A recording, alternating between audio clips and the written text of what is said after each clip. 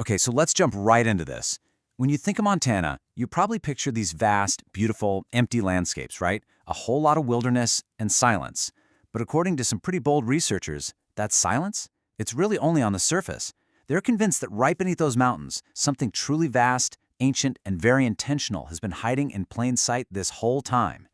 And really, this one question is what drives this entire story. It's a challenge, you know? A challenge to look at a landscape we think we know with completely fresh eyes, and even consider a history that might be way older and a heck of a lot more complex than anything we've been taught.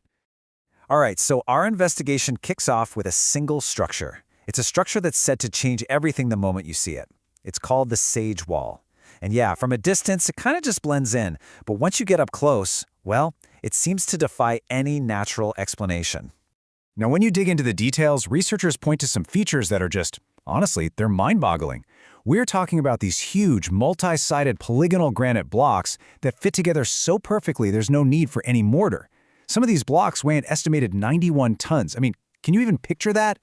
The wall itself snakes along the curves of the land, and it's oriented perfectly to the winter solstice. And then, to top it all off, there are these bizarre infrasound readings that suggest, according to these researchers, that something is happening inside. And here's where the argument gets really compelling. See, this style of construction at the Sage Wall, it isn't some one-off thing. It's practically identical to the famous megalithic walls you see at places like Sacsayhuaman in Peru. You know, a style that is universally accepted as the work of an advanced ancient civilization. So the source basically asks a simple question. If we all agree it's man-made in Peru, why on earth wouldn't we say the same thing about Montana? But here's the thing. The Sage Wall isn't just some isolated anomaly out in the middle of nowhere. The moment you entertain the possibility that it's man-made, a much larger pattern of these strange structures starts to pop up all across the region. And that is the question that just blows the whole investigation wide open. I mean, think about it.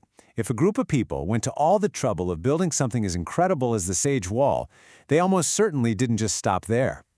So the next logical question is, what else did they leave behind? And would you believe it? Researchers have found and documented dozens of other sites that build on this idea. There's a spot they call Giant's Playground, which is just saturated with stonework. We're talking dolmens, platforms what look like stone statues. You find these classic dolmens, like the evergreen dolmen, that look just like ancient structures found all over the world. And then you get things like the tunnel dolmen, which hints that these builders weren't just working on the land, but maybe through it. So you have to wonder, why build with this specific kind of granite? Well, the source material offers up this fascinating theory, and it's all based on the super high quartz content in the stone. Through something called the piezoelectric effect, quartz crystals can actually turn electromagnetic energy into ultrasound.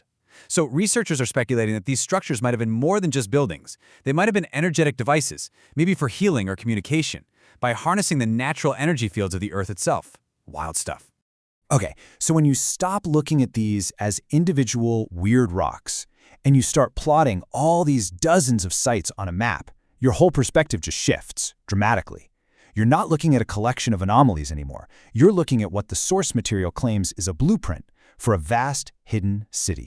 I mean, when you really see the distribution, these sites are not random. Not at all. They pop up along ridgelines, at river systems, in these perfect natural mountain passes.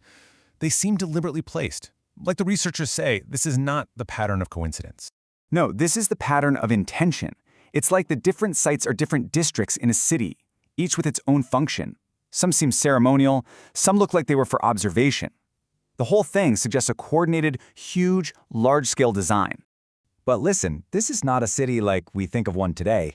There are no straight roads, no towering skyscrapers, no central palaces. Instead, it seems to be a metropolis that was designed to be a part of the landscape, not to dominate it. It's like a city that was built for survival and continuity, woven right into the fabric of the natural world. So if there's this much planning just on the surface, it really begs a huge question.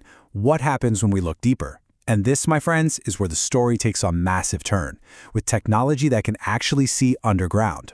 And that is the exact question that led to the most startling claims of all. I mean, what if all of these visible structures, the walls, the dolmens, the platforms, what if they're only a tiny fraction of what's really there? So, back in 2017, a project was launched using this deep geoscan technology developed by Timothy Akers. This is the same researcher whose work had apparently revealed a huge labyrinth under Hawara in Egypt. while the scans in Montana reportedly uncovered these massive subsurface anomalies, vast chambers, huge geometric patterns, and interconnected corridors, all lying right beneath the sites they'd already found on the surface. And the sheer scale of this claim it's just staggering. The data from these scans suggests that the visible structures on the surface might only account for 10% of the entire construction. The other 90%? It's a vast, hidden network, completely underground. So what this whole theory is suggesting is that the megaliths we can actually see and touch, they aren't the main event, not even close. They're just the tip of the iceberg. They're markers, or maybe they're structural supports for a much, much larger and more complex system that was intentionally built beneath the ground.